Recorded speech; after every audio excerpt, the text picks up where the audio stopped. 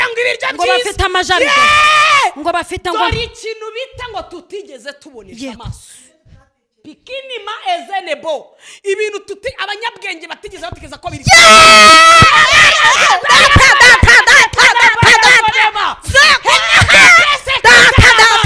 Lola ezemando pikano sekita ngo nibi namasa tigeze kure namatwa tumvise banyabwenge biza amashuri nitwakandagiyemo nibintu batigeze basoma nibyo bizaba biri muri urwo rureba umva ikintu gishimishije mu ijuru mwijuru namenye ko n'umuntu uzaba yarapfuye ari akajorita amaguru yazaba ayafite umva mwijuru azaba aparitse neza ubundi ibintu ukuntu bizagenda makuru ufite ngo yizeye mwijuru wapfuye atavuga afite ubumuga bwo kutavuga mwijuru azatobora ririmbe mwijuru nini ntabarebare ntabibikara ntabinzobe mbega makuru we ntabukene buzakugaragaraho nubwo upfura umukene ugeze mwijuru arandi makuru utazi nta nubwo umuntu azibuka imiruho andi makuru amagambo yateguwe kuhavugirwa arahari nta muntu uzidumbukiza nka marionette nta muntu uzazana ubwega n'ubunyiginya n'ubuzigaba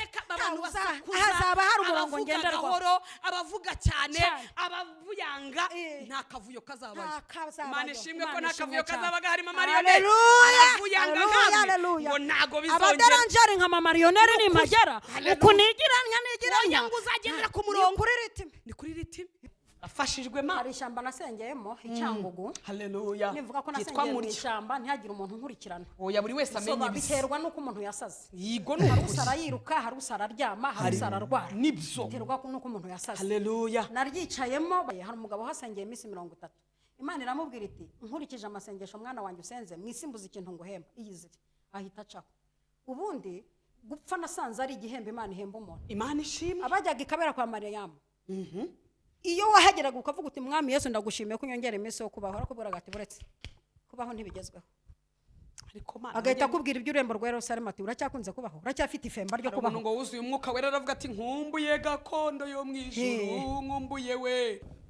amahoro y'Imana ku bantu mwese mukurikiye ijambo ry'Imana ku muntu wese ufunguye iki kiganiro aho waba ugifunguriye hose channel waba uriho yose wowe uri kuri Byishimo Live wowe uri kuri Himbaza TV wowe uri kuri Nkunda Gospel nikaze cyane turi kumwe n'abakozi b'Imana mwagiye mubabona mu minsi yashize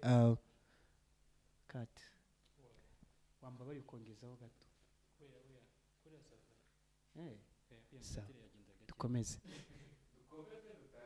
dukomeze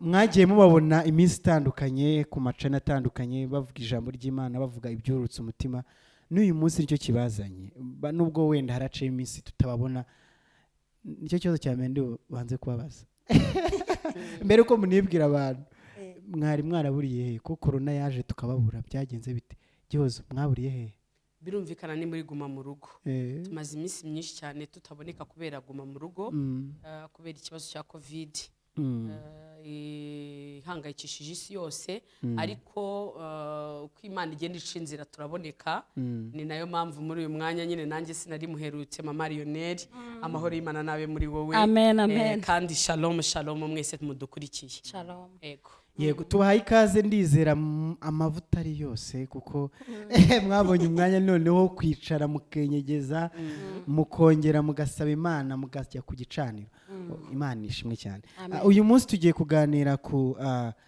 rurembo rwera tugiye kuganira abakristo benshi bajya bamara igihe mu gahugiye ko kwihugiraho ariko batita ahantu tugana batita ku cyo dukorera kiruta byose batita ku bugingo batita ku gihugu cyiza twese dusiganirwa cyo mu ijoro ya miriho n'imihate natubuze kwivugaho imiriho n'imihate bahura nayo ibibazo bahurira nabyo mu isi ugasanga bimwe birashaka kubibagiza aho bagana ariko mwebwe ntago cyangwa se udukurikiye ntago ariko bigomba kugenda reka wenda mbere ko dutangira kuko navuze ko turi kuri channel zitandukanye hari Nkunda Gospel hari Himbaza TV hari na Byishimo Live reka tubanze tubibwira, hari igihe baraba babonye ari ubwa mbere. Reka duhere kuri Mama Lionel. Abantu bakonyera ubwa mbere wenda bazi kuri Mama Lionel ariko ntibazi niba uri umupfakazi cyangwa se niba uri ingumba, niba uri inkumi, nimba ndi umunyeshuri muri segonderi ntabyo bazi nimba ariko reka mbibwire. Nitwa Nyirabagenzi Alice, nzwi kuri Mama Lionel, ndi umugore, mfite umugabo n'abana 3. Ndi umunyarwandakazi, mvuka mu majyepfo kwa Kalisa Leonard na Nyirasabugabo Margarita. Yego. Ndabishimiye cyane, Imana ibahe umugisha. Ubusanzwe nsengera muri ADPR cya hafi, ariko nkorera ivugabutumwa ahantu hose bankinguriye, ndagenda ngakora umurimo w'Imana. Imana ibahe umugisha mwinshi. Yego. Gihozo. Murakoze cyane, wari urivuze n'ubundi. Ni Igihozo Josiane, ndi umugore ufite umugabo umwe n'abana 6. Mpora mvuga ko ndi umukristo wo mu mutima, nkabarizwa Igikondo kuri paruwasi ya Gikondo. Hanyuma ibindi Yesu naduhana umugisha. Reka ukomereza ndadusengera twinjira muri uyu mwanya mwiza wo kumva ijambo ry'Imana, wo kumva icyo Imana bashyize ku mutima. Reka dusenga Imana. Yesu abaha umugisha. Mana, mu izina rya Yesu Kristo turagushimiye. Uri Imana yo kwizerwa no kwiringirwa, Imana twabonye iduhamagara, ikadukura mu bisekuruza by'iwacu, ikadukura muri kavukire, ikadukura muri karande, ikaduhindurira amazina nihabwe icyubahiro. Turagushimiye ko wadutoranyirije gukora umurimo wawe. Data, tugusabye imbaraga, amavuta, kugira ngo tubashe gukora uyu murimo rwose tutatsinzwe n'urubanza. Utubabarire ibyaha n'ibicumuro, utwemere tugukorere Data mu gihe nk'iki ngiki gikomeye. Umuntu wese uteze amatwi kuri izi televiziyo nahabwe umugisha, nahabwe imbaraga mu izina rya Yesu. Numuha ubwenge bwo gusobanukirwa icyo ushaka kuvuga, kandi Uwiteka ntaba ari twe, ahubwo izina ryawe ryamamare, abantu bose bamenye kuri uwera, kandi bamenye kuri Kristo, kandi bamenye kuza vuba gutwara itorero. Haleluya. Urakoze kudufashije kandi udushyigikiye. Mbisabye nizeye ijambo ryawe mu izina rya Yesu Kristo. Amen. Wenda mbere yuko dutangira afite akabazo k'amatsiko. Uko mwambaye mwabiganiriyeho, mwarabiteguye? Gihozo, ibintu mwarabiteguye? Buriya rero iyo abantu banakundana bakunda ibintu bimwe. Rero kuri nkunda no kubivuga, kandi hari abantu bavuze ngo ese bura koko mubivuga ariko mukundana. Ndagira ngo tubibamenyeshe. Ngewe nzi ko nta kibazo na kimwe tugirana na Mama Lionel. N'ubushize narabivuze, niwe muntu dukorana tugahuza. Hari umuntu muhuza amaraso, mugahuza mu mwuka, mugahuza mu buryo bw'ubugingo. Rero tumeze kimwe. Rero mu by'ukuri nta nubwo twigeze tunabitegura. Nta wabibwiye undi, ahubwo twagize gutya, mbona hari ahantu yaciye ikiganiro yambaye, nanjye kumbi nyifite. Birangira rero twese dufite ikanzu zimwe. Rero uyu munsi nabwo twatekereje gukora, dusanga twese turazifite, twazambaye, kandi mbona tuberwa kimwe. Muraberewe.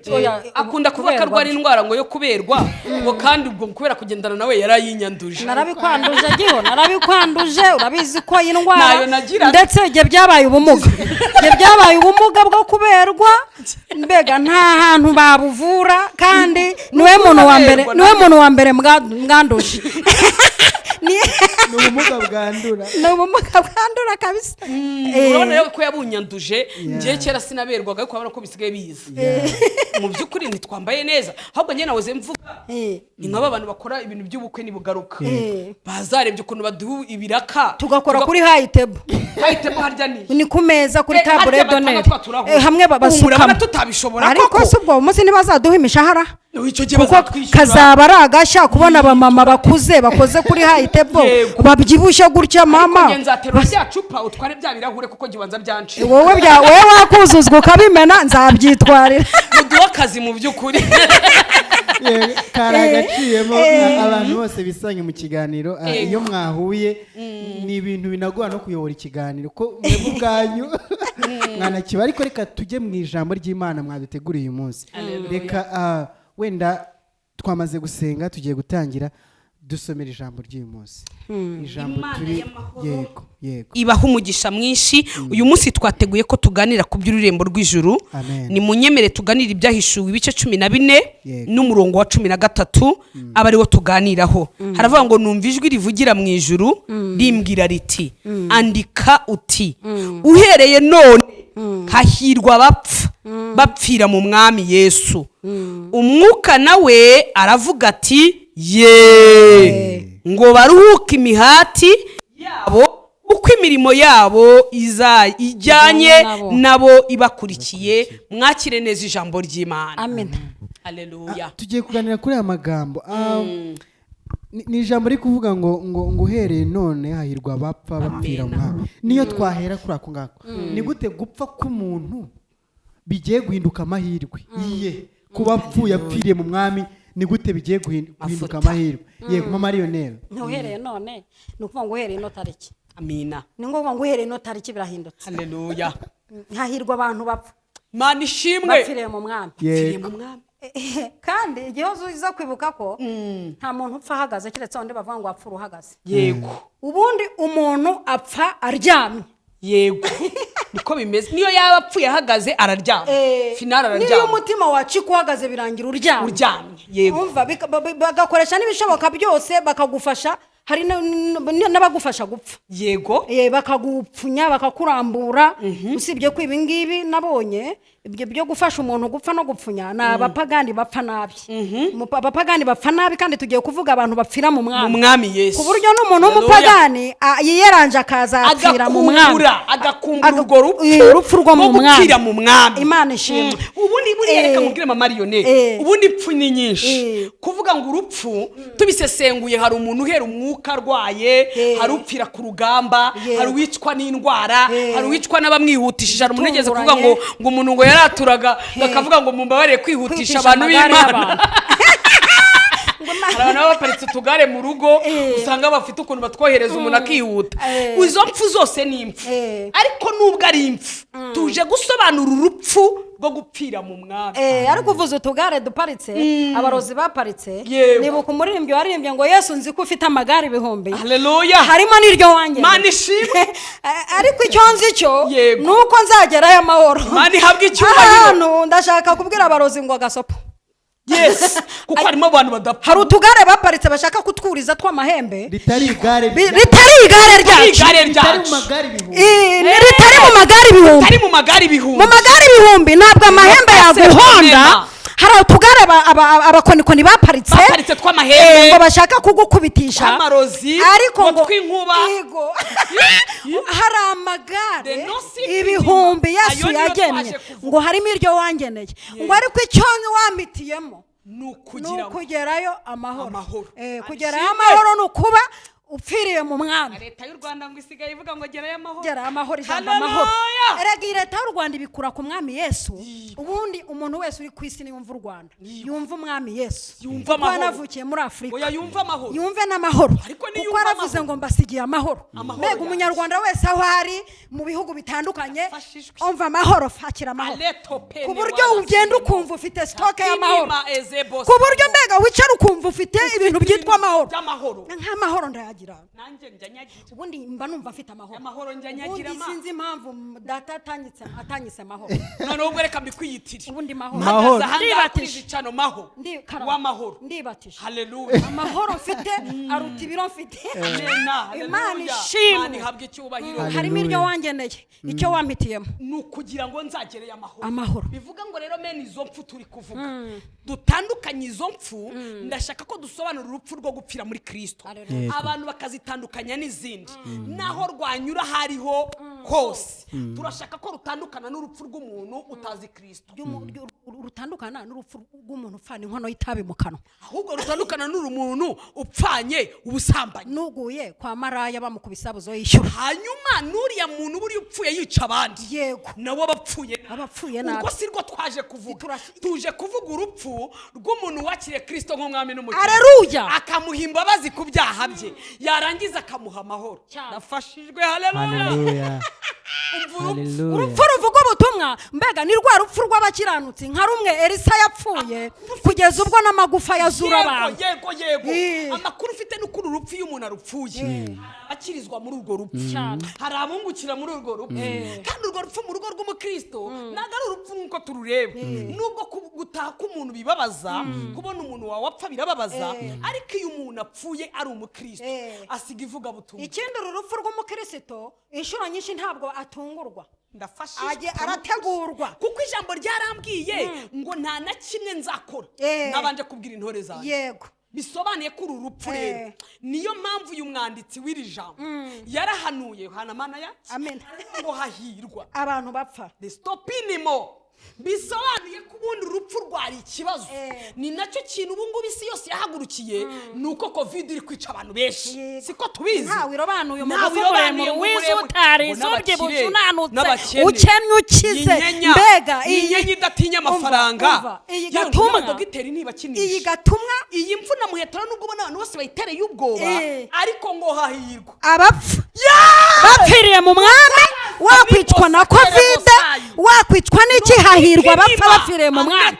reka dukumbuze abantu Yerusalemu ko rupfu rutakiri ikibazo reka dukumbuze abantu Yerusalemu ikibazo upfiriye nicyo kibazo tukubaza sika no masika nubwo urwaye upfiriye he ese ugiye umwizeye ese hari amabanga ufitanye n'ijuru hari amakuru ijuru rya warose ijuru kerebo salabi warose ijuru heni etando bisobanuye ko urupfu rutakiri ikibazo tuje kubwira abantu ko urupfu rutakiri ikibazo ahubwo gupfa nafashijwe no upfiriye ahagana hehe ubundi mama Marione tubabaze ngo upfiriye mu biki nicyo kibazo ngubu wenda mpfiriye mu murimo nejejwe nta kibazo ahubwo wowe upfuye bakwishe wibye upfiriye ariko turaza gusanga atari ugupfa turasanga ku mukristo ari ukuruhuka haleluya kuko babyise amahirwe turasanga atari ugupfa ahubwo aruhuka imiruho uwapfuye yarihuse yafashijwe no kuri kw'Imana wapfuye atamenye Kristo niwe wihuse ariko umuntu wapfuye amenye Yesu yararuhutse ni ukuruhuka haranurega ngo baparitse hirya haleluya baturindiriye kandi mu minsi mike ntitubasangayo abo ba Enoki ba Eliya ntitubasangaho bazamera nk'abantu bari bapfuye muri ako kanya ijambo Kristo yavuze arivuga ngo inzira nziza yaduciriye ngo ni irembo ry'urupfu ngo kugira ngo yihute tujyana mu ijuru ugazahamagara amazina yabe bose mu gitabo cy'ubugingo nziko nzumva izina ryanjye nkitaba ariko twazahimbye indirimbo ko numva dufite amajwi reka nkubwire reka nkubwire genda umva utatwazaririmbye nkubwize ukuri karame haleluya ntabwo nzahimba indirimbo zo mu gitabo zihari kwanuza uko ariko koko izi ndirimbo zo mu gitabo zifite nta nyuro zifite haleluya ziratsitsimutse amina zahimbwe n'ibifaru nkatwe haleluya izi ndirimbo zo mu gitabo hari aho ugera ngo jyubana n'abayo iyo tutabana n'abayo ntitwari kuva mu rugo iyo tutabana n'abayo ngo ntusibe na rimwe kuyikorera dore abaririmbye naba ngende maze ninumirwa ngiye gupfa nzagira ibyishimo bitavugwa nzabona ihirwe ngiye mu ijuru bisobanuye ko wa muntu ugiye gupfa iyo atumiwe n'iyo mesaje imubwira ngo itegure mama Marione itegure gihozo we bisobanuye ko akwiye kugira ibyishimo yego kuko avuye inaha mu miruho afashijwe ma hari ishyamba nasengeyemo icyangugu haleluya nivuga ko nasengeye mu ishyamba ntihagire umuntu nkurikirana oya buri wese amenye ibisi biterwa nuko umuntu yasaze yigo hari usara yiruka hari usara aryama hari usara arwara nibyo biterwa nuko umuntu yasaze haleluya naryicayemo hari umugabo hasengeye iminsi 30 Imana iramubwira iti nkurikije amasengesho mwana wanjye usenze mwisimbuza ikintu nguhemba iyizire ahita acaho ubundi gupfa nasanze ari igihembo Imana ihemba umuntu Imana ishimwe abajyaga ikabera kwa Mariyamu iyo wahageraga ukavuga uti mwami Yesu ndagushimiye ko unyongera iminsi yo kubaho arakubwira ati buretse kubaho ntibigezweho agahita akubwira iby'urembo rwa Yerusalemu ati uracyakunze kubaho uracyafite ifemba ryo kubaho ngo wuzuye umwuka wera aravuga ati nkumbuye gakondo yo mu ijuru nkumbuye we nkumbuye gakondo yo mu ijuru ubundi umenye ibyo uzaruhuka umenye imiruho n'imihate uzaruhuka ntago wagundira nta nubwo wakomeza kugundira nta nubwo wakomeza gukora ibintu bisa bityo hari gakondo y'abera gakondo y'abera umva munkundire mukanya munkundire mukanya tuvuge gakondo y'abera nubwo ntaragera mu rurembo rwera Yerusalemu ariko Bibiliya yanyeretse ishusho igishushanyo mbonera hari ibihugu njyamo nkagendera kuri mapu nkareba ningera aha nkagera dufite mapu y'ijuru dufite ururembo rwa Yerusalemu gutya turufite gutya dufite gusanganirwa n'abamarayika dufite inyanja y'ibirahure dufite jaride ihumura dufite mapu y'igihugu cy'ijuru dufite ukuntu ngo Imana Yego. igakenyera Ikaturirimbira. bwa mbere izaba ifashe mikoro ni nabwo bwa mbere vini bitse izanyobwa tuhageze wowe uzaba uhagaze hehe wowe uzaba urahagana hehe niyo mpamvu dukwiye kurekura iby'isi kabisa tugakomeza urugendo tugakumbura ururembo ntabwo dukwiye kugira ubwoba bwiducyura aho tugomba kujya abantu bakijijwe iyi niyo nzira tugomba kunyuramo twasobanuraga rero uburyo urupfu utaduteye ubwoba ahubwo urupfu rwabaye irembo rijya mu ijuru. Yesu aguha umugisha mukozi w'Imana. haleluya. umwuka wera, umwuka nawe aravuga ati ngo baruhuke imihati yabo. Umwuka wera aravuga ngo baruhuke imiruho yabo n'imirimo yabo izazigize gute ibaherekeje ngo kuko imirimo yabo ijyanye n'abibakurikiye rwose. aho hantu rero dushobora kuza kuhaba. reka tuvuge ku mwuka nta kibazo. iki gituma umwuka avuga ngo ariko uzi ko ni nka kashe ibiteweho nibyo urimo neza ubundi ni kashe umwuka ateraho uvuga ngo sayinima neta ya bi ni kashe ikwemeza ko ugomba kugenda biremewe biba byemewe igisarurwa kiba biremewe ahubwo nababaza ngo kashe yitwa barayigira cyaba afite umuntu urimo gupfa aka kanya aba afite iyo kashe urayifite uri kuzamuka cyangwa uri kumanuka fashijwe netalaza tubwira abantu bazamuke. niyo mpamvu ngo umuntu upfiriye muri Kristo ntagapfa nk'abasivili kabisa kunasinzira bitandukanye uburyo pozisiyo apfiramo uri umuntu nanakubwira ngo yapfuye uzabaze ngo yapfuye ati uzahita umenya aho agiye. amakuru ya nyuma aguha kwemeza ko kashe ya nyuma bayitera irimo umenya aho agiye nawe reba uri gusinzira umwuka akavuga ngo haleluya amina umuntu azamutse adatera imigeri ntabwo atera imigeri amakofe ntabwo asama saba Imana uvuga ati nimurebe mu biganza nta cyanyu njyanye no mu birenge nta cyanyu njyanye mundebe hose nta cyanyu njyanye agapfa samba amaguru ariko uwo mwuka wera yavuze ngo agenda neza haleluya agendera muri bivuga ngo yikasha ubwayo niyo yonyine ikwemeza yuko wemewe mu rurembo.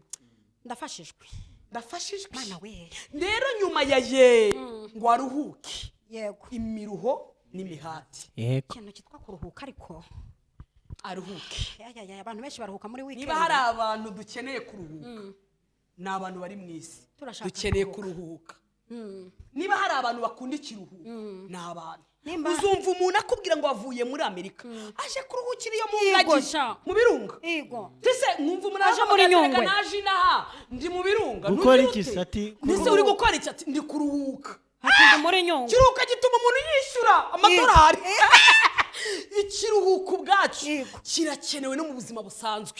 ndashimira Imana ko yashyize iyi mihate n'imiru neto peze kandi iki kiruhuko gitandukanye n'izabukuru bitandukanye no kujya kuruhukira muri pariki bitandukanye no kuruhukira ku musenyi niba ari ku musenyi niba ari ku mucanga kera iwacu baravuga ngo umusenyi ni umunyu rero ahantu baruhukira nabo ngo ni ku musenyi rero kuruhukira ku musenyi bitandukanye no kuruhuka by'Imana ngaruhuka imiruho ubundi kawumbwire mama Mariyone kuva igihe twavukiye kuva igihe bamama batubyariye kuva ku batubanjirije imiruho tuyibamo. reka nkubwire tureke imiruho y'abandi tuvuge yacu giho yego biranahindutse yewe nabivuze inshuro nyinshi ko bari abantu ntari impari yego ntabwo nari impari yego ariko imiruho yacu yonyine tuyivuze nkavuga imiruho yo kuvukira kwa Kalisa Leonard na Nyirasuku bwabo Marigarita nkavuga imiruho yo kubyuka mpinga nkabona kujya kwiga uhingutse ahantu ugenda amasaha 2 n'amaguru ahantu ugenda ubometse ibijumba byaraye bitagira uburisho ahantu mbona abana bo mu bakire barya umuceri nkagira amatsiko nkabwira mama ntinabonye abantu barya ibintu bimeze nk'amagi y'ibimonyo mama akambwira ati no muceri ati kuri Noheli cyacaka usumuruma ati kuri Noheli nzawukugurira ntugire ikibazo. tuvuze ku miruho y'umubiri reka tujye ku miruho y'umwuka uzi kubyuka ugasenga ukiyiriza ubusa warangiza amasengesho satana akakurinyaho uzi kububwiriza abantu ubutumwa bwiza bagaruka bakagusuzugura uzi kwemeza abantu ko Yesu ariho abantu nibabyemere bakagupinga kandi waramubonye. Uzi neta sirebo uzi kuzura umwuka wera abantu bakagira ngo uriyujuje. Imiruho y'umwuka Imiruho yo mu mwuka twaruhiye mu mwuka. Gihozo wandushije kubyara abana benshi. Mfite 6. Nda nakikubahira ngira 3. Oya burya mfite 6 kandi mbazwe 4. Ngira 3. Urumva ko ntoroshye. Nkurusha imyaka 10. Ndabizi ndakuba. Rebera imiruho twaruhiye mu murimo w'Imana ukajya uheka akana utwita inda ugiye gusengera abantu ugiye kubwiriza. Iyo ni imiruho yose twaruhiye mu murimo wanyibukije se ejo bundi mburara nkabwirirwa ngasengera uwatawe nanjye uwanjye adahari. Wose umuruho undi akaza ati jyewe uwanjye amaze amezi 3 agiye nyingingira nanjye ubwo amaze imyaka aragiye ariko iryo sengesho wose umuruho koko. Imiruho n'imihate gusengera abakobwa bagasubizwa bagashyingirwa. Jyewe uwanjye yarankoye akajya mu mahanga nkamutegereza imyaka 11 naranko kandi abandi bari gushyingirwa batungana bari guterura abuzukuru. Jyewe uwanjye umuruho cyangwa kwibutse n'undi muruho.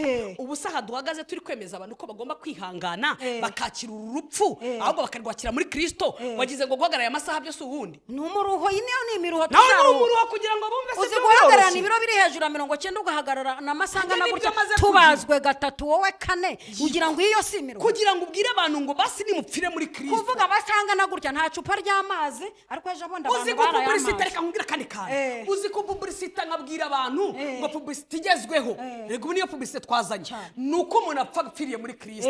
Uzi kugira ngo iyi publicity uyikore nta muntu uri bukubwira ati pole cyane wose umuruho ariko ngo bizagera igihe cyane netaya bini mo ikindi kizambe kitugoye muri iki gihe cya online zikubwiriza amakamera nta bakirisi tubahari waramenye ni muvuga ngo amena ngo nimutere haleluya ugakubitira hari ugakubitira ukaburi mubwiriza amakamera umuntu yamara kuruhuka amaze gukaraba yariye yananyweye wo muruho nta nuwo yigeze agakubita commentaire hariye ngo turabarambiwe yego kumaze wowe niyo turambiwe ntutugirira impuhwe koko wose uwundi ariko imiruho amakuru dufite ngo turaza kuyiruhuka. Haleluya. Uravuze ngo turabarambiwe nibuka umuntu wankubitiye muri commentaire ejo bundi aravuga ati se ati ibyo wakoraga ko byari bihagije ati amacano yawe wihaye gufungura ubonye ariho hari umugati iyo yose imiruho tuzaba turuhutse. Uyu muntu rero banza atazi ko mfite akazi mfite business injiza amafaranga menshi ibi tubikora kubw'umurimo n'umuhati uri muri twe ntabwo tubikora kubera ko hari ikindi uzanabaza n'umuntu wambwiye ngo banza gukora amacano baduhemba tubibutse ko nta kintu baduha nabo bakeneye inkunga nabo bakeneye inkunga urebye udukamera baba bafite urebye utuntu badutunga nabo bakeneye inkunga ahubwo ikindi mama Marione niba we nta mumaro bimufitiye ariko hariho turi burokore gisapfire muri Kristo Yesu. Hari umuntu uri bwumva iyi ari mu bitaro avuga ati Kristo mu bugingo. Haleluya. Hari nibyo dukeneye abantu bahinduka dukeneye abo Yesu afata. Rero ntabwo twitaye kubavuga nabi ntabwo twitaye kubatatwemera ahubwo twitaye ku ijambo rya nyir'ijambo. Hanyuma rero twibutse abantu ko tuzaruhuka uyu muruho. Haleluya. Uyu muruhongo aruhuka ariko Bibiliya avuze ibintu bibiri ngo umuruhongo n'umuhati ariko Bibiliya araturebe ko kibona twararushye twagize umuhati umuruho n'imihati n'ibintu bibiri bitandukanye. Umuruho turawuvuze ukorera muri uyu murimo bikuruhije ariko umuhati ni ugukora ibintu utabibwirijwe. Nta muntu wadutumye hano nta deperi yantumye hano nta mugabo wantumye hano nta mugore wantumye nta marioneri wambwiye ngo ngwino si namwe mutubwira ngo ngwino ahubwo njyewe mfata telefone yanjye ngaguhamagara ngo ndumva hari ijambo rindimo nagira umugisha ngasanga na marioneri nawe ryamubyukiyemo. Haleluya. kugira ngo naze dushyigikirane tubwire abantu ko nyuma y'ubu buzima hari ubundi buzima. Haleluya. Amina. Ni umuhate twagize wagize ngo gukora urugendo muri uyu muhanda byo biroroshye ni umuhati. Ubu se wagize ngo nta muntu uri mu nzu kandi rwose wahamagawe n'Imana gusohoka byanze ariko niba twagize umugisha wo kugira ngo tubashe no kunyura ku muhati n'umuhati rero turuhuka umuruho n'umuhati. Buriya no guha umuntu ibyo kurya nabyo ni umuhati. Buriya no nta muntu ubikubwirije ukumva no kuba uyu munsi wa none tugerageza gukiranuka nabyo ni umuhati. Ndi kubwira n'ababigerageza nawe rero tubigerageza abantu batakureba ukagerageza muri ayo mafaranga ukoramo ntukoremo muri ayo mafaranga uhagarariye ntukoremo mu bintu wagakozemo amanyanga nta jisho rikureba aho ngaho mu bihugu by'amahanga wanasambana ariko ukaba wihagazeho ntubikore. Ni umuhati w'ibyo ntawamuhatiye ntawe umuhagazeho umutima w'umwemeza kureka. Niyo mpamvu Pawulo yavuze ngo hari ibyo twasize, hari ibyo twabonaga byarindamo. Haleluya. Turabireka kubwo gukunda Kristo.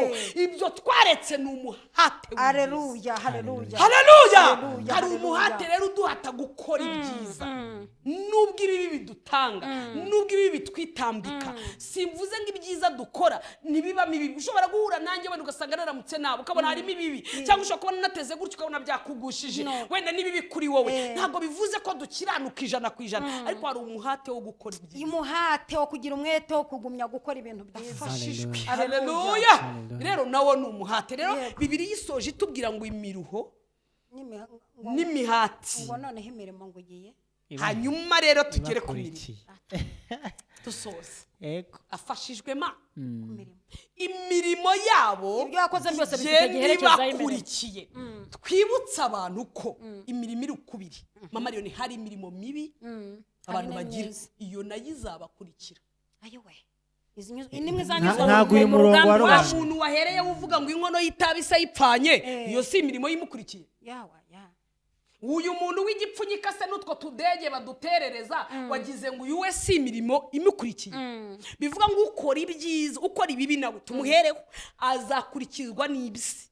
Iminja wakuyemo zizagukurikira cyane, kuko ingo z'abandi washenye zizagukurikira. Yes, abantu bose wagiye uvuga nabi bizagukurikira. Ubugome bizagukurikira. Nayo magambo amarozi yawe azagukurikira. Nayo magambo yandika kuri comment azagukurikira nayo. Ako umuntu utukana abakozi b'Imana ni ikihebe. Oya, owe tumureke. Kuko maze kumenya amakuru hari umuntu wambwiye akantu numva niko. Arambwa ati buriya babakurikira bose ntibakijijwe. Babaguhereza icyifuzo. Ngo bariho n'abantu ngo bababiri. Hari abanogoye icyifuzo ngo umusengera ati nuko nabaye narananiranye.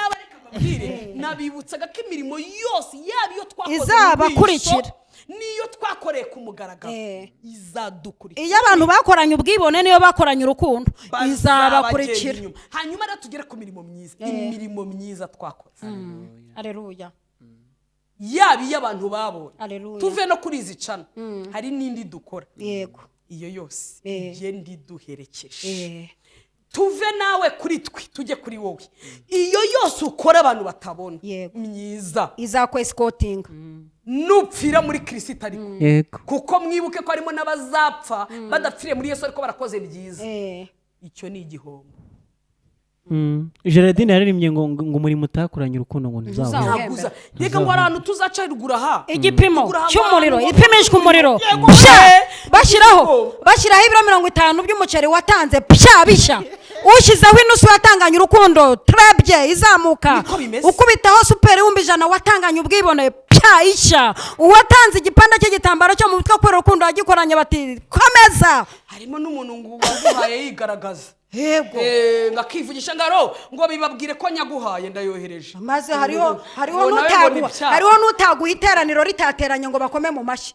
Ngo bakome mu mashyi. Iyo ni imirimo izashya igashirira. Nukuvuga ngo na cyaca inkunda gospel yigeze kungurira akakigaragaza. Cha izashya. Nukureba ukuntu umuntu yiherera agakora imirimo y'urukundo. Ntabikore kugira ngo anyemeze ko afite amafaranga. Hari igihe umuntu ngo agwa yiyemeye. Bamwereke ko tufite hari abantu bakoranye kuva kera. Hari abantu bakoranye urukundo harimo umugore witwa Dorcas. Hari abantu bakoranye imirimo urukundo.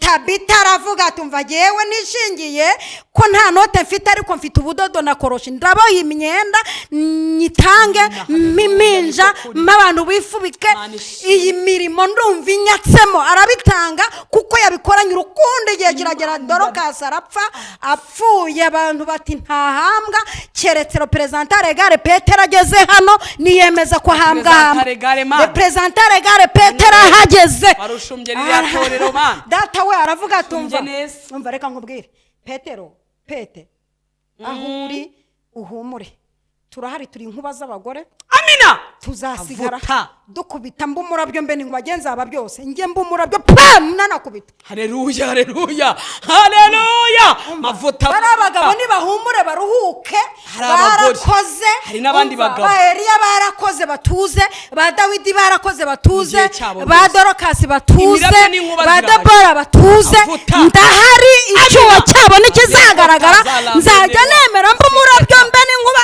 ndabya nkubita. labinima imana ishimwe mavuta Dorokasi ngo Akajyamo. yari yisinziriye yapfuye. Petero Imirimo ahageze, myiza. Petero ahageze aravuga ngo abaheje bose, aravuga ati Dorokasi, Tabita, haguruka. Arazuka kubera hari igihe umuntu agira gutya akaguha icyo kurya Eh. ati televiziyo muze kuza kuba muhari ndajya gusura ba bantu se birabyo nibiki. nyine ntibyateye Nakaje. ubwo televiziyo kamera zikaza Yigoma. wajya kumva ngo yewe ngo twagiye gukora igikorwa ngo tujya gusura umuntu akagira gutya agafungura gurupi ati yemwe nimumfashe dufashe runaka Dore kata Hari zirimo. akantu ushaka kumenya Katarimo Hari akantu kata. ushaka kumenya ubundi mama Mariyo niba wazindutse ushaka gufasha umuntu wabikoze utambajije ngo ngufashe dore kata zirimo z'aba bantu bajya gufungurira abantu bajyanye amateleviziyo. Harimo kata zo kwifashisha abantu ngo babone ko bakora bati natwe muzabaduhere, natwe muzabaduhere kandi ntibabake. mirimo yakora Bizashya biriya. leta ya bi Nabyo bizashya. Imana izapima nawe ushaka gufasha wirinda kubicisha ku macano Nibyo. wirinda guhamagara kameramani ngo nzajya nijerekani y'amavuta kwa Gihozo ngo uzanyureho niba wumva umwuka wera gufashije nivuze ngewe ariko sinakubufasha tuvuge n'undi niba ushaka guca kwa Mukamana ushaka kugira ngo bafashe mufashe nushaka uce mu mudugudu Wibihimbamo indirimbo. ca mu mudugudu ca mu murenge wirinda guhaguruka ngo kameramani ngo mugende inyuma ngo mugende mureba ngo ubufuka w'umuceri muri ku kamera ngo reba ngo hano ngo bamuhaye ngo nawe yashimye Imana harabona abonye ngo banabyina disi babahaye amafaranga y'amadolari akayabyiniraho mana urimo toka shitani ahubwo jewe Mana, reka ntange imirimo. n'inama, reka ntange inama n'igitekerezo. imirimo Reka ntange inama n'igitekerezo kuri bari abantu bajyana na biriya bintu bikwigisha uko abantu barya ifi nibigisha uko abantu bayirobera. Ahubwo muremere nk'akaduka azajya akuramo ibyo biryo. Kandi Nahe ubikore ibyo mu biryo. ibanga ryawe Nabwo n'Imana. ubikore mu ibanga. Uko Imana yabiguhaye. Mbakopeje akantu k'ubwenge. dufite imidugudu Eh. dufite imirenge dufite uturere niba ushaka no gufasha ntabwo uyobewe uwo muntu wamurebye harimo umuntu nzi abantu bari gufasha ariko yatanze nimero birahagije Yego. si ngombwa ko baca kwa runaka Eh. ariko Imana idufashe Nibakorana urukundo bakorana urukundo Eh. twabibutsaga rero ko imirimo yakoranywe urukundo izaguherekeza. izahembwa. hanyuma izaduherekeza rero nimba ukora kugira ngo abantu bakubone bandebe babimenye babyumve mugore wanjye mwumva ukuntu Bibiliya yavuze vuganye ubwenge yaravuze ngo ubundi ukuboko kw'iburyo ni gutanga ukw'ibumoso ntikubimenye. uzi icyo kinyarwanda ukuboko kw'iburyo mu Mariyone ningira gutya nkagira uwoma we kumenya ko namuhaye ngaruke tuganire ntumenye ibyabereye mu kuboko kw'iburyo bisobanuye ngo ukuboko kw'iburyo ni iki niba Yesu yaravuze ngo umugabo azava mu rubavu umugore azava mu rubavu rw'umugabo niba umugabo atangiye iburyo he kugira umenye ibyabereye ibumoso Cyane. ariko umuntu ngo turabanza ngo tubivuge ngo inama ngira banza ikorane ngo twakoze groupe ngo turaza kubafasha Hariho n'abadatanga icya 10 mu giturisho akakijyana ku munsi wa biro mushomba ateranye.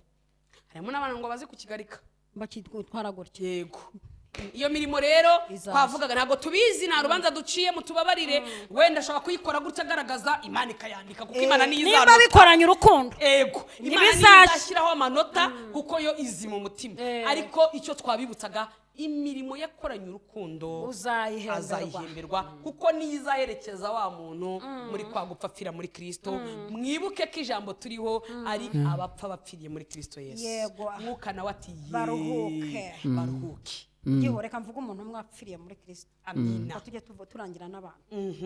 Wa mukene Lazaro batoraguraga ku meza nyamutunzi. ko niko kuri Atoragura ubuvungukira. Ngo urupfu rwe rwagaragaje ko aruhukiye mu gituza cya Aburahamu. yapfanye ubukene ariko apfira muri Kristo Apfira muri dukuraho iryo jambo haleluya dukuraho akantu abantu bishyizemo ngo ko nta mukene ujya mu ijuru Isi biba bikura. Lazaro niwe wabaye uwa mbere Lazaro. ko ni sa Lazaro burakuriye n'abakene reka nkubwize kuri uziko ngimbwa ngo zajyaga zirigata mu gisebe cye niba kubaza umukene wadanje ujye uvuga Lazaro Nibyo. utoragura ku meza umukire ubuvungunyukira imbwa zikurigata Ariko ugakiranuka ariko we. ukanga ugakiranuka umeze ibaze utyo ko guturana n'umukire ubwabyo biducumuza noneho nyamutunzi ngo arapfa akajya ashya ngo akajya abwira Lazaro roza ngo yaramurebye amubona mu gituza cya Aburahamu. aho nkuroze mu gituza cya Aburahamu Nta tuzi wabona tuzabona ngo ukozemo unyize urutoki inkota ngo ushyire ngo ku isonga y'ururimi rwanjye. atangira kuvuga ati none se nsize bene wacu ari abapagani nkanjye nta kuntu mwajya kubaburira ye bati hari ba mama Marioneri na ba mama Gihozo bazasigara bababurira Sobanuye yuko iyo umuntu ageze hari imbaraga zo kugaruka ngo atunganye ibyo atatunganije ntibigikunze bitunganye hakiri kare turafashijwe. mana yanjye Imbaraga iyo umuntu ageze hari ubutunzi utatanganya urukundo uzagaruka ngo bikosore n'ibizemera. Ntabwo bizakunda. Ibintu utakoze nugera kuri urwo rupfu turi kuvuga kandi mureke mbabwira ntabwo twibanze ku rupfu cyane kubera iyindi mpamvu nuko turi kuganayo. turi kwerekezayo Niho turi kugana. ndetse utazapfa nta muntu utazanyura iyi niyo nzira abantu bose bazanyuramo nushaka warize uherutse kumbwira ngo uramenye ngo witonde kuvuga ku rupfu ngiro uvuze witupfa tubonye dutashya amahoro tugatahira muri Kristo Yesu nta kiza nka ninde utazapfa maze na data Kalisa yarapfuye sibyo yari yaravuze ko atazajya mu ijoro adapfuye yanywaga akakubwira ati jewe ibisiga bitari bitatu mu kirere nkamenya igihaka iyo nyuze mu gihuru nkibyazamo igihunyira ati jewe nzapfa njye mu ijoro ntapfuye ngiye kubona mbona arapfuye turamukinguye nawe yarapfuye nta muntu utazapfa yaragiye diregiti yarihuse yarihuse atabonye umukobwa we nyirabagenzi Alisa abwiriza ubutumwa umva reka dusoze Imana y'amahoro ibaha umugisha. wenda tutarasoza kuki abantu bamwe babwira iby'urupfu cyangwa se ubwa gupfa ukabona ntibari kushyikira ukabona babitinya ukabona ntibabishaka. Rega gupfa biteye ubwoba wa mukozi w'Imana we gupfa nta muntu wigeze uzinduka ngo agaruke urumva si uruzinduko utaza kuvuga ngo ndazindutse nsize mbwiye abana ngo ninza nzabazanira shokora urumva iyo ugiye ubugiye hari n'igihe ngo umuntu abikinisha agahita agenda cyane hari n'igihe urota upfa ugahita upfa gupfa se impamvu rero abantu babitinya ngiye icyo narenzaho uzi icyo ari cyo ni ukubera ko abantu batagira Kristo kuko twasanze umuntu upfa apfiriye muri Kristo ari umugisha kuri we aranategurwa Imana iramutegura ikabanza ikaranarugukumbuza kabanza ikanarugutegura ariko ubundi gupfa ntabwo ari ikintu Umunyarwanda yabwiwe unetegura gupfa wumva wabona upfa kubera ko Imana ibivuze ariko gupfa si ikintu sinjya njya kwirimba ise nkareba uburyo abantu twese twakangaranye imitima kangaranye ariko Maria no soko hano tubwiriza turi kumwe ubu mpfuye reka nitange urugero so kugenda so kankingura mu gataha ibaza ahantu tongera kubona umuntu ngo mwenye mvugana ndi magamba abiri wenda uvuga uti nzanye kamera urumva nzanye kamera twazanye na mikoro Gihozo ngwino hano tukongera tugira akantu kakaganira umuntu ndabona yifotoreza ku muntu wapfuye ngo ajya nayishyira kuri state na rimwe pe sinda nuwo basezera niba ajya banamugaragaje ahubwo se naguze umugabo umwe gusa wenyine ngo witwa Sawuli niwe wagiye agakangarana n'abapfumu be bakagarura Samweli ariko nawe byamukozeho byamukozeho ngo aramubwira ngo ibintu ukoze yarakubaganye birababyita gukubagana ngo nta muntu ukubaganira arani iyo umuntu ahageze nta muntu wo kwakinisha impamvu rero n'abantu bahatinya kandi bagomba no gutinya urupfu nuko niryo herezo rya nyuma niyo nta wundi mukino nta muntu turumva wavuye mu rupfu ngo azakina agakino uze no kwibuka ko na Yesu yarutinye akavuga ati bishobotse iki gikombe cyandenga ariko hoherezwa imbaraga zimutinyura arizo natwe turimo kwakima arizo turi gusabira abantu bagiye gupfa muri iyi minsi mbega abantu bagiye gupfa muri iyi minsi hari imbaraga turi kubasabira bapfire muri Kristo Yesu gupfira muri Kristo Yesu kandi natwe twisabira umugira ngo turaboherezayo twe tutajyayo Imana ibaha umugisha shalom shalom reka wenda tugana ku musozo hari abantu wenda ntabwo tuvuze ngo bagiye gupfa ariko hari buri muntu afite iherezo rye ariko no mu gihe umuntu atari yapfa akore ya mirimo myiza twahoze tuvuga mu gihe atari yapfa abashe gukora ya mirimo myiza izamuherekeza nanapfa umwuka wera azavuga ati Imana izavuga ati karibu umwana wanjye wampesheje icyubahiro kiri mu isi ndumva aricyo cyifuzo tugiye gusengera abantu kugira ngo n'abapfa bapfire mu mwami. Hari uyu muntu udukurikiye utari wakira Kristo wenda ashaka gato nk'umunota umwe cyangwa iminota ibiri niye nyungu yo kuba yapfira muri Kristo niye nyungu yo kuba yamenya Kristo wenda mbere yuko dusoza tutabisiga wenda mu kirere kuki umuntu turi kumubwira ngo napfire muri Kristo niye nyungu ihari yego inyungu ya mbere twicaye ku kiriyo cye yapfuye yego twicaye ku kiriyo cye twicaye dutya yapfuye tubona tugira ikiganiro tumuvugaho icya mbere usize nk'uruki imusozi ibyo ni byo bintu tuvuga. Urupfu rw'icyambere rusigara ruvuga ubutumwa. Mu buhamya dutanga tuvuga uburyo yitangiraga umurimo, uburyo yafashaga abantu, bimwe atakoze ajyanye kamera dusigara tubivuga, bimwe utavuze dusigara twebwe tubikuvugira. Iyo niyo nyungu ya mbere.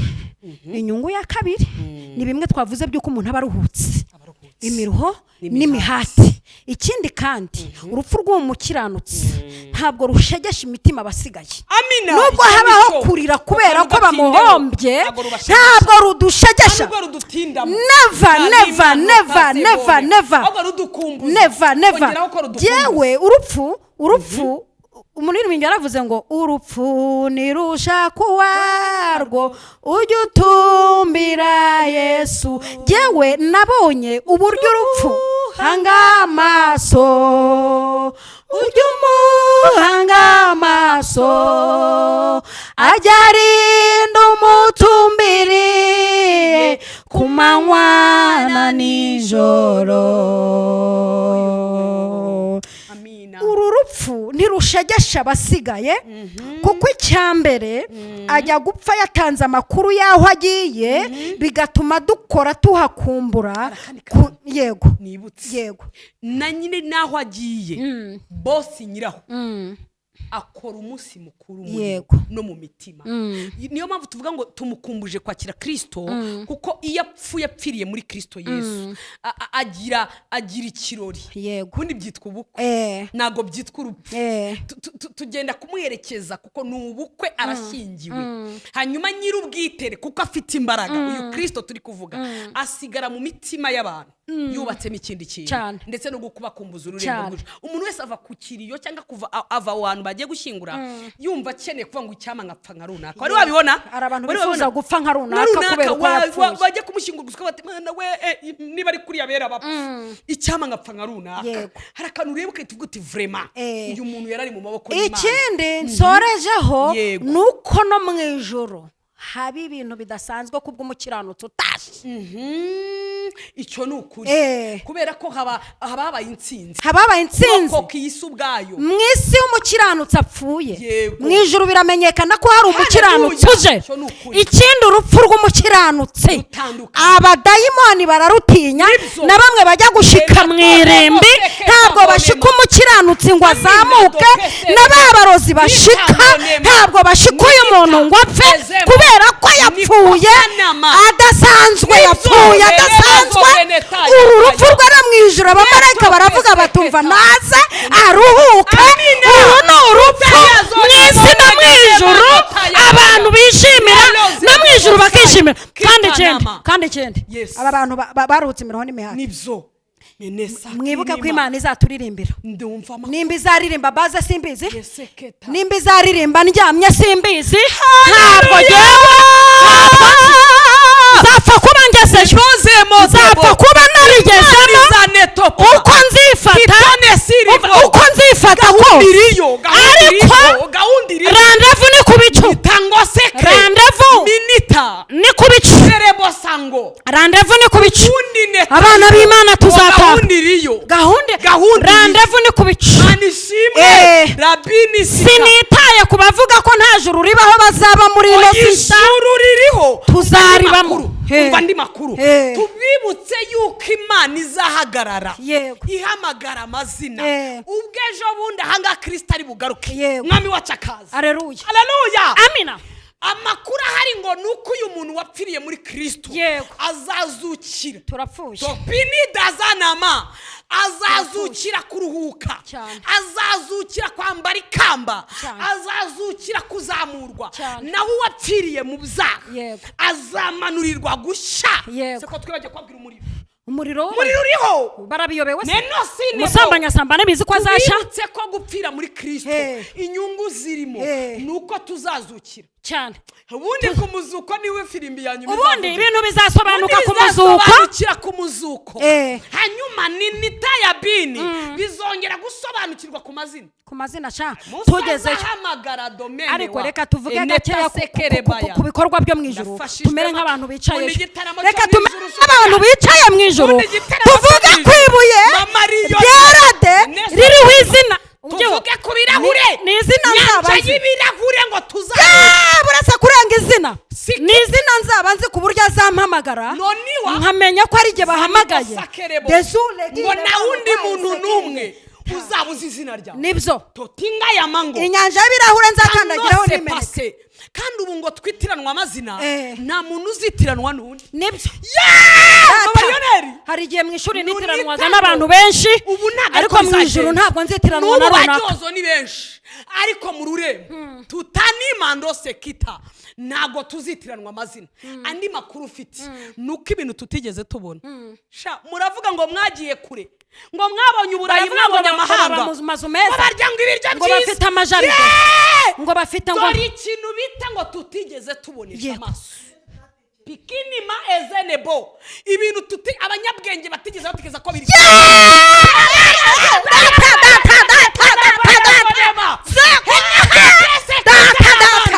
Lola ezemando Yesu. pikano Yesu. sekita ngo nibi n'amaso atigeze kureba n'amatwi atumvise banyabwenge bize N'umutima amashuri utatekereje. menshi dore nitwakandagiyemo ni ibintu batigeze basoma nibyo bizaba biri muri urwo rureba umva ikintu gishimishije mu Ni ijuru talaza na mango. Peseke mu tano. ijuru namenye ko n'umuntu uzaba yarapfuye ari akajorite sikiri besayi ari akajorite afite amaguru ye azaba ukuguru kumwe. ayafite umva mu ijuru azaba aparitse neza ubundi ibintu ukuntu bizagenda makuru ufite ngo no mu yizeye ijuru wapfuye atavuga Ni nita. afite ubumuga bwo kutavuga azaba avuga mu ijuru azatobora aririmba biniwa mu ijuru nta nta barebare Yego. nta b'ibikara nta b'inzobe mbega amakuru we nta bukene biniwa buzakugaragaraho nubwo upfa uri umukene ugeze mu ijuru hari andi makuru utazi He. nta nubwo umuntu azibuka imiruho yesu we ntabwo kwibuka imiruho n'abakwanze n'abakuvuze n'abakuroze nta na karitsiye ntabwo nzibuka cya cyuma dogiteri ndafashijwe ankubita se hashika ngiye kubyara mana we nta mudugudu nta mirenge yego